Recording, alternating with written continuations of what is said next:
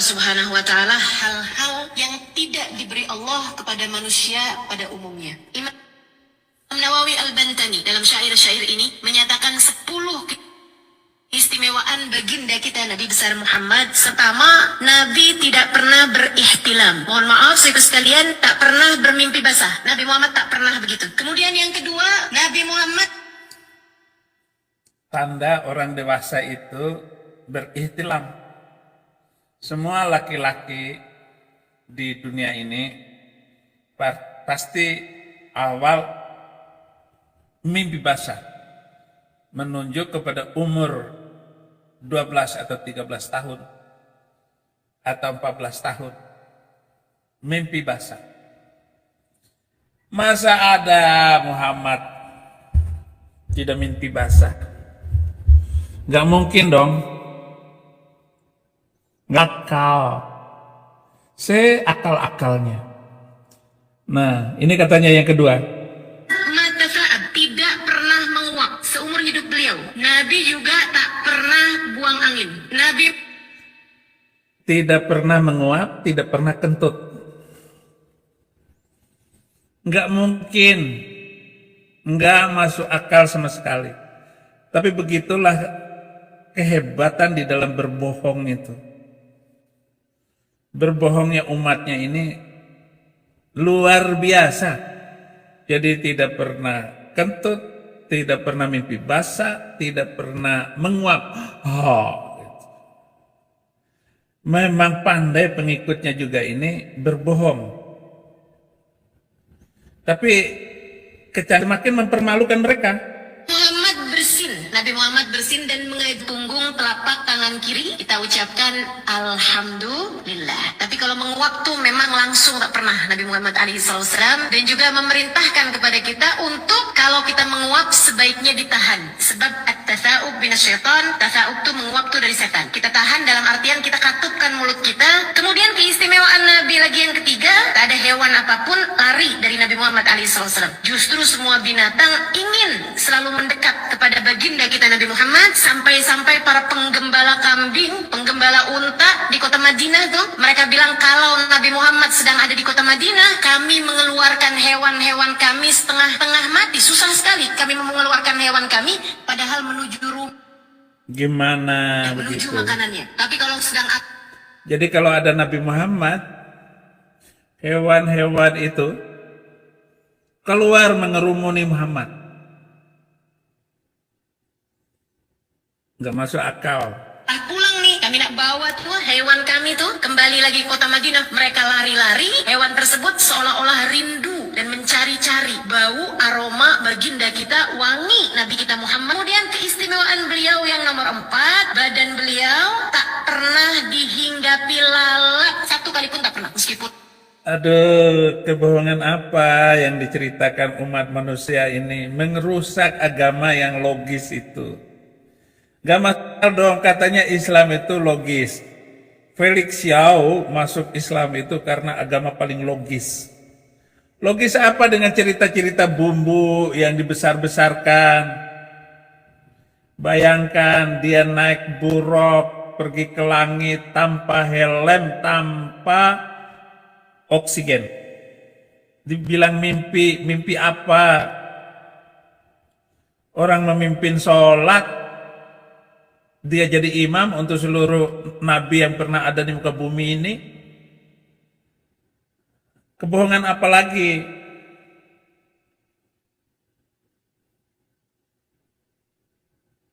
misalnya keadaan tak memungkinkan beliau untuk mandi, tak pernah badan beliau dihinggapi oleh lalat. Kemudian yang nomor 5, beliau melihat ke arah, seperti penglihatan beliau ke arah depan. Keistimewaan yang lain, tak pernah terlihat bekas air kencingnya. Nabi Muhammad tak pernah terlihat bekas kencing beliau ataupun bekas kotoran beliau kalau langsung ke tanah ya. Seolah-olah tanah berebut dengan kotoran beliau sallallahu alaihi wasallam. Aduh, kebohongan apa lagi? Sungguh nyata kebohonganmu itu. Fabi'ai ala irabbikuma tukadziban. Nikmat apa lagi yang kamu dustakan, hei jin dan manusia? Fabi'ai ala irabbikuma tukadziban. Kebohongan ditutup-tutupin itu.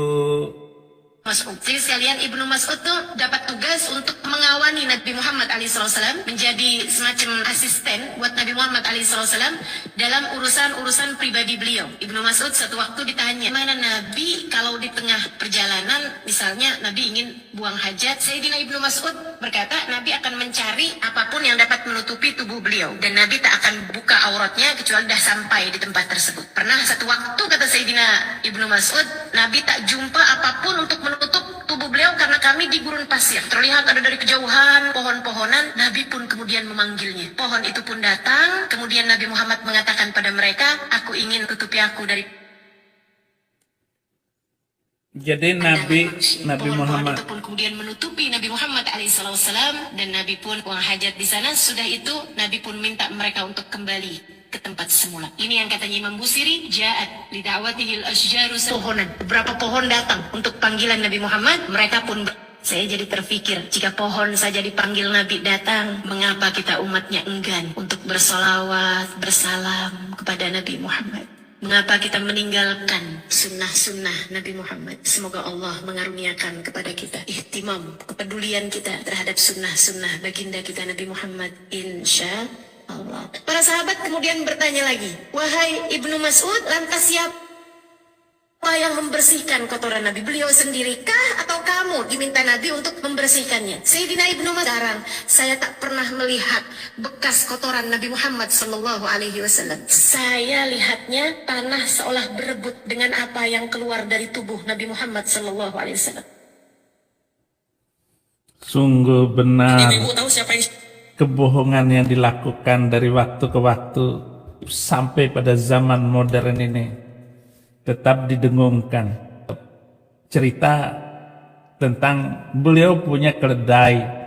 Keledainya itu namanya Ya'fur.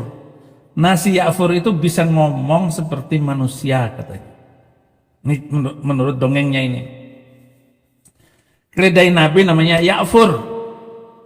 Ya'fur ini keturunan keledai yang ditunggangi Nabi Nuh, turunan ke-60. Dia bisa menceritakan silsilah keledai ini dari turunan itu.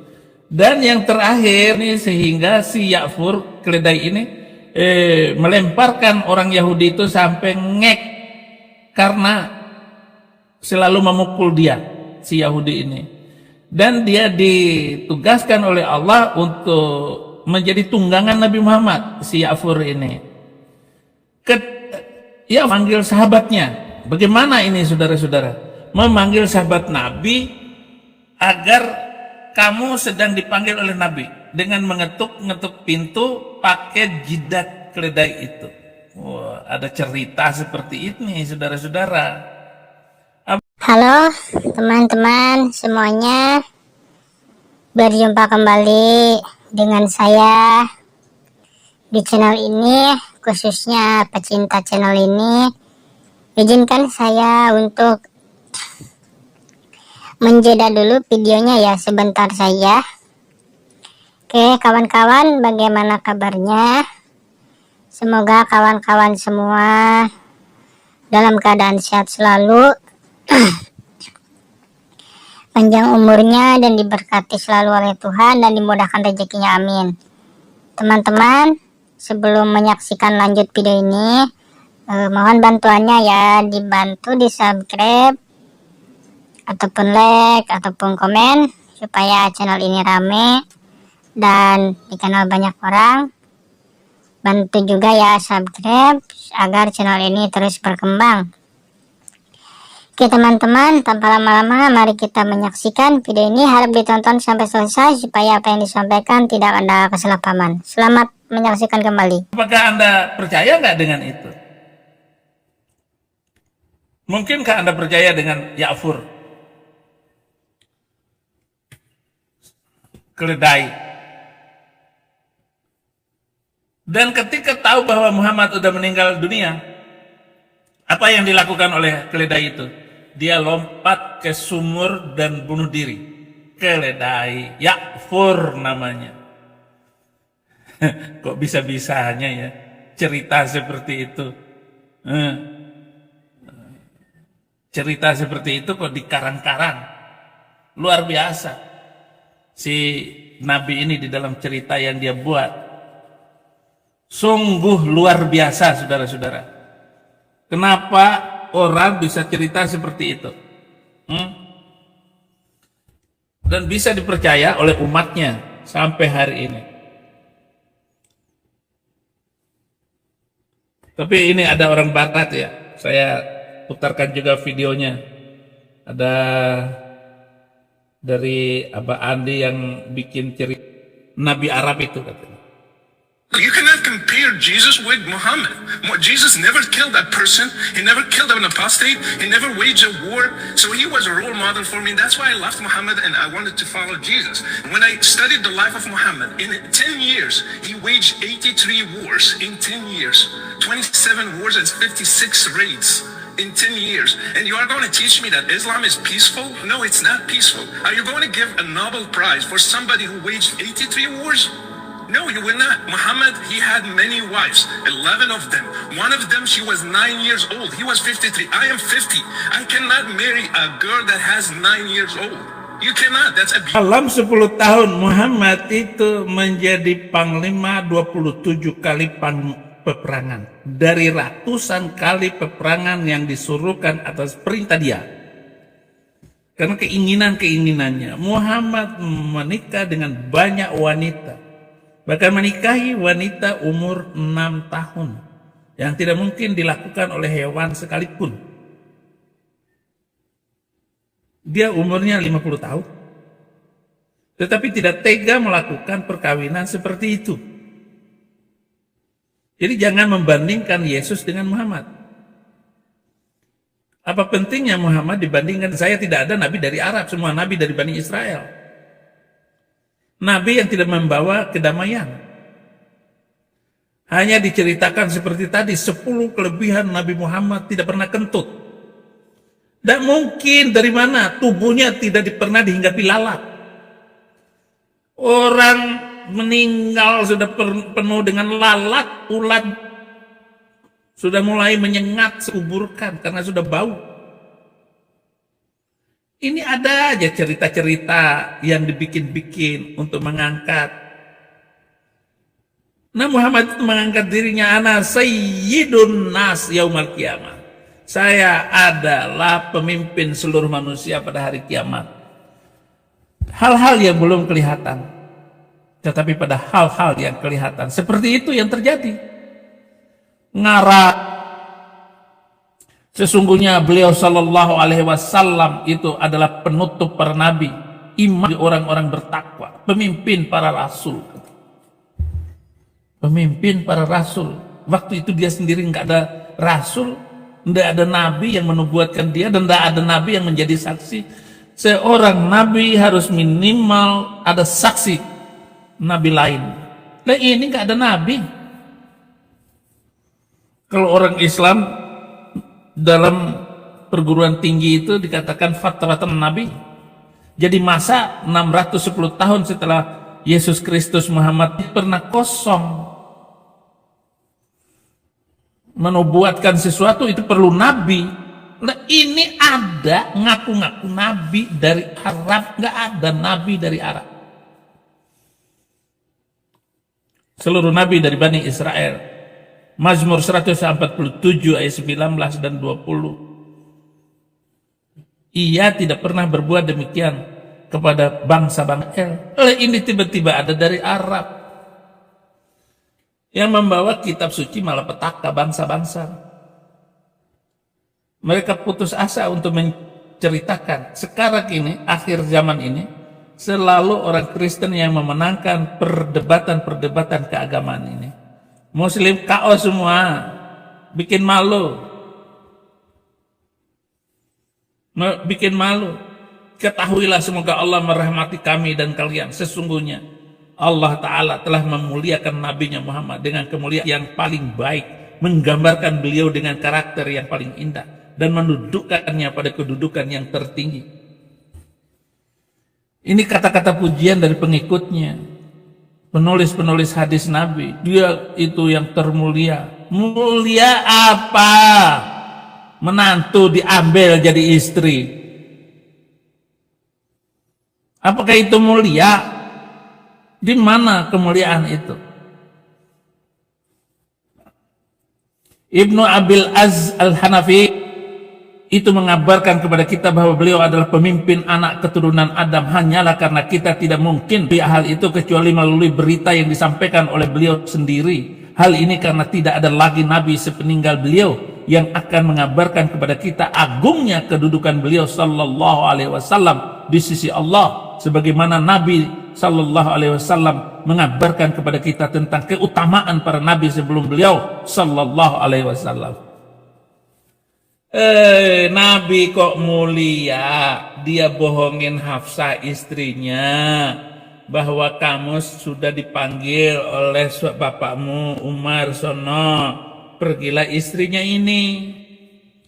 Tetapi istri buka-bukaan kemaluan dengan Maria Kibti di situ. Sementara istrinya Hafsah itu sampai di rumah mamanya, papa kemana? Maksudnya Umar bin Khattab. Oh enggak, karena dia merasa dibohongi oleh suaminya dan memang dia harus segera pulang karena hari itu adalah giliran hari untuk istri-istrinya. Begitu sampai di rumahnya, dia melihat kenyataan bahwa suaminya itu sedang kelenta-kelentu dengan Maria Kibti di atas tempat tidurnya. Marahlah Hafsah, di hari giliranku, di rumahku dan di atas tempat tidurku, kamu meniduri dia. Dia kejar nabinya itu Muhammad, setelah lari-lari dia lempar kayu, dilemparkan suaminya yang Bejatullah sallallahu alaihi wasallam wa huwa Jabulullah sallallahu alaihi wasallam. Dari mana cara mengatakan kemuliaan Nabi? Aduh saudara-saudara, bagaimana itu bisa diceritakan begitu indahnya Muhammad ini. Dan mengatakan Islam itu indah. Indah di mananya, ngawur iya.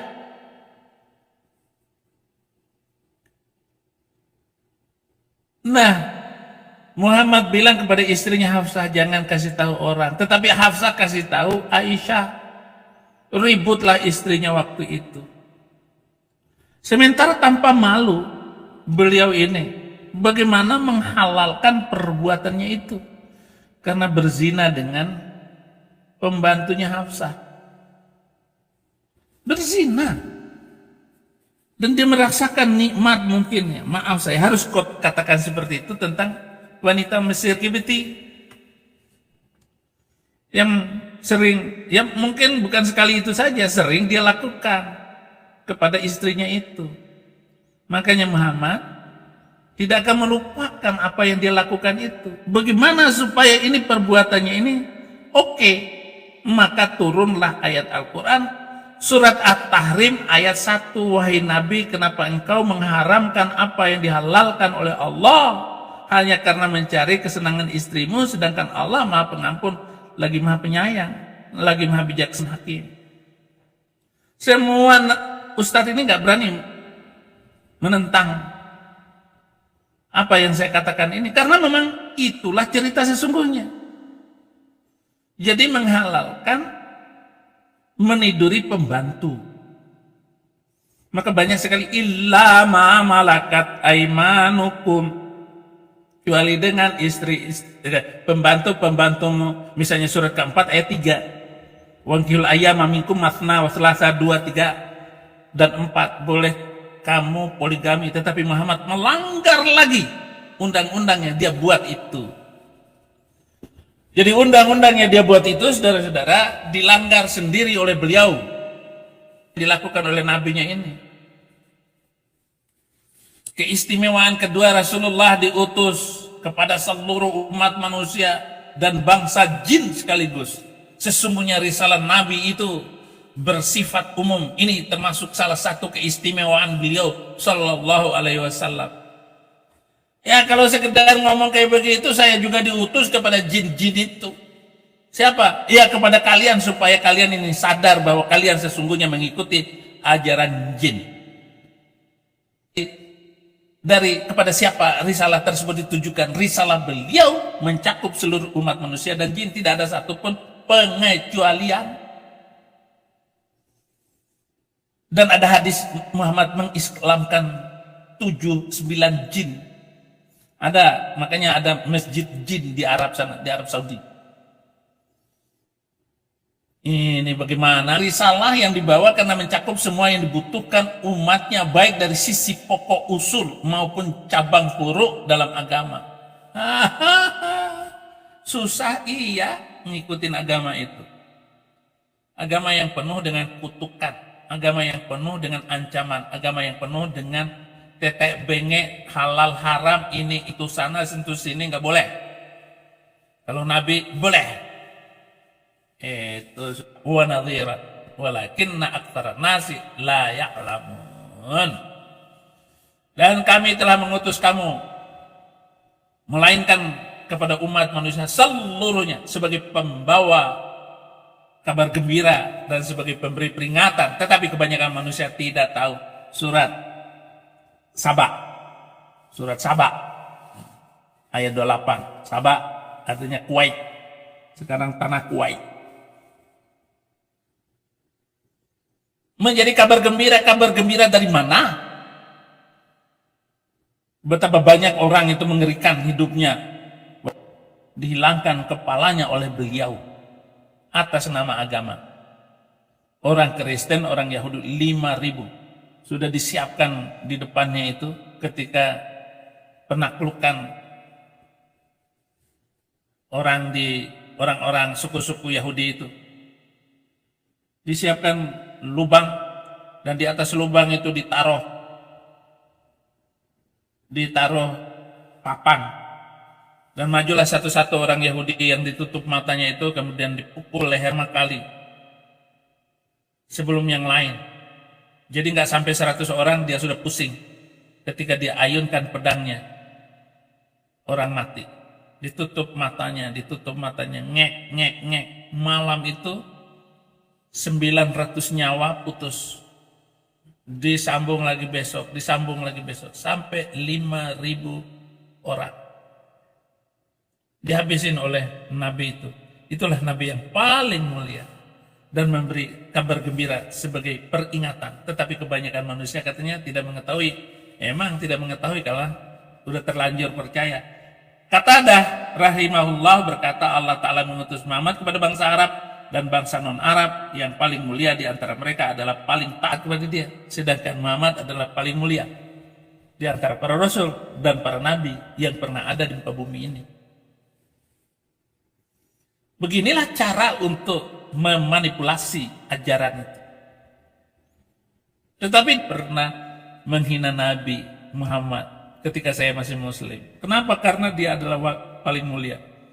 Tetapi apa yang saya lakukan setelah menjadi Kristen, saya bongkar semua yang saya sembunyikan sendiri. Dan ustadz tidak ada yang berani ngomong kayak begitu. Kalau ada yang ceramah seperti ceramah saya setelah menjadi orang Kristen, habis dengan lugas dan dengan santai.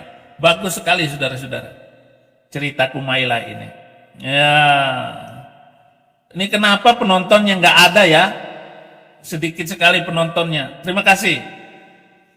Nggak banyak. Ibnu Jarir, Allah Ta'ala mengatakan, tidaklah kami mengutusmu wahai Muhammad hanya kepada orang-orang musyrik dari kaummu saja, akan tetapi kami mengutusmu kepada umat manusia seluruhnya, baik bangsa Arab maupun bangsa non-Arab, sebagai pembawa berita bagi siapa saja yang taat kepadamu dan sebagai pemberi peringatan bagi siapa saja yang mendustakanmu. Akan tetapi kebanyakan manusia bla bla. Aduh saudara-saudara, kalau nggak ditutupi dengan kebohongan-kebohongan, Islam ini sudah hangus. Bagaimanakah saudara-saudara ini ikut berperan menghanguskan ini? Penghinaan, ancaman-ancaman, gereja dirusak. Bagaimana saudara-saudara? Woi kadrun, PA, ayo fight. Jawab pernyataan Pendeta Saifuddin Ibrahim. Ya nggak akan terjawab. betapa itu majelis ulama mengeluarkan uang banyak, bahkan membiayai polisi untuk datang mencari saya di USA. Jenderal bintang 2 Krisnamurti datang untuk bertemu dengan saya supaya saya dibawa kembali ke Indonesia.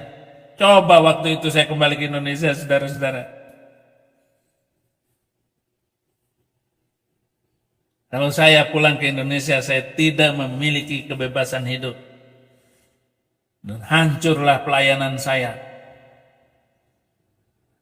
Saya masih bisa tetap berbicara sepenuhnya apa yang harus saya katakan kepada Anda dan sesiapapun.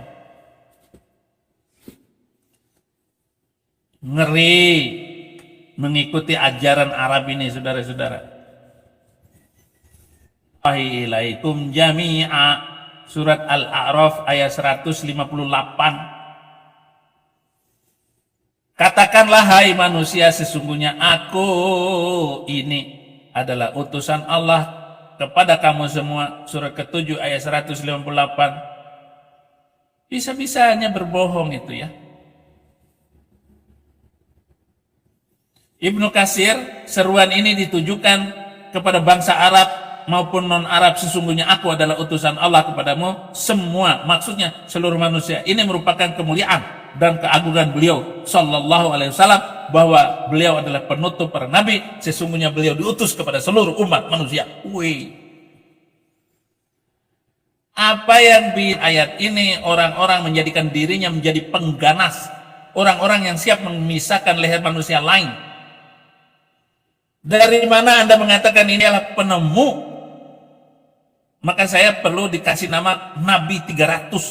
Kenapa? Penemu 300 ayat Al-Quran yang menjadi malapetaka bangsa-bangsa.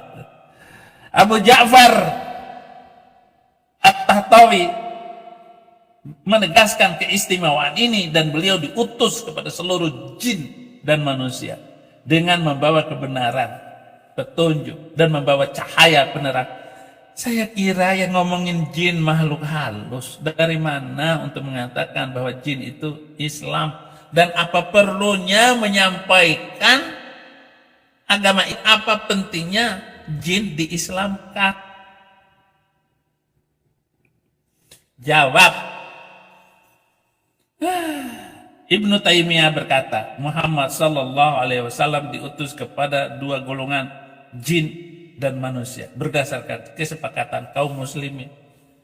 Agama kok berdasarkan kesepakatan kaum muslimin. Adapun nabi lain, hanya risalah mereka khusus. Arsalna min rasulin illa bilisanin qaumi liyubayyina lahum. Kami tidak memutuskan seorang rasul pun melainkan dengan bahasa kaumnya, supaya dia dapat memberi penjelasan tentang terang kepada mereka. Tetapi mereka mengatakan bahwa seluruh nabi itu beragama Islam. Apakah Ibrahim Islam? Ya. Apa buktinya? Ya, nyatanya dia membawa agama sama. Karena agama Allah itu hanya satu, agama Islam. Maka Allah punya agama. Agama Allah adalah Islam. Aneh. Jin juga agamanya Islam. Manusia juga agamanya Islam, bolak-balik seperti itu. Jadi Allah punya agama. Yesus tidak pernah membawa agama. Bawa-bawa agama. Ini adalah sunnatullah yang beliau bagi makhluknya. Mengutus seorang nabi kepada suatu kaum, kepada seluruh kaum. Bisa. Wa kana an-nasu yub'atsu ila qaumihi khassatan wa bu'tsa ila nasi. Utus khusus kaumnya, sedangkan aku diutus untuk seluruh umat manusia. Bukhari 335. Jadi cari hadis 335. Aku diutus hanya untuk seluruh umat manusia. Gimana ini saudara-saudara? Coba Felix Yao, kamu kembalilah Felix Yao. Jangan khutbah provokasi. Jadi mestinya ini polisi menangkap mualaf botol ini karena sudah terus menerus menghina kekristenan. Ya, dia menghina kekristenan, menghina Alkitab. Kita harus bilang terus terang. Masa Kacek cuma ngomong seperti itu, tetapi mereka ini menghina Kristen, menghina Alkitab. Donditan ini. Saudara-saudara. Jadi kita harus melawan. Saya katanya mau diajukan kepada Mahkamah Internasional.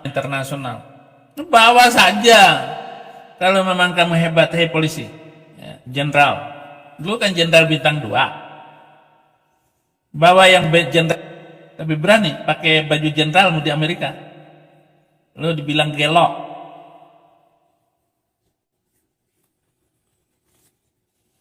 Krisnamurti, tukang rekayasa kasus Mirna, kopi sianida, kamu itu. Karena hanya mencari asuransi untuk dapat. Dasar omon-omon semua kalian ini. Coba jawab. Nanti pindah ke TikTok. Pindah TikTok saya. Bisa nggak kamu pahamin? Cukup saja dulu untuk menjawab tuh.